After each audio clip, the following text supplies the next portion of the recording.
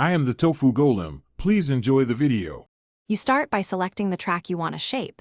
This gives you a focused target. Once selected, press B to open Smart Controls and click the EQ button so you can see the channel EQ. You enable the channel EQ and pick a nearby preset to avoid starting from 0.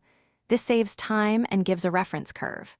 As you work, use headphones or monitors so you hear subtle changes and avoid boosting problem frequencies blindly. You now focus on how and why to adjust each band.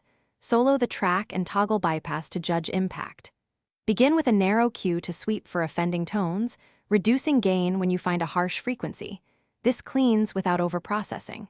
Then broaden cue and make gentle boosts for presence or warmth, adjusting gain by small amounts so the mix stays balanced.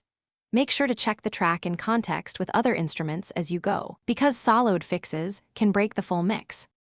You finish by cleaning low end and balancing the track against a reference. Apply a gentle high pass to remove rumble below roughly 30 to 80 Hz depending on the instrument, then a /B your EQ against a commercial reference to confirm tonal balance.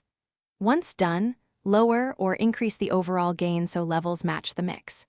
If something sounds off, reset the problematic band or reduce its gain slightly. This simple undo often fixes phase or exaggeration issues.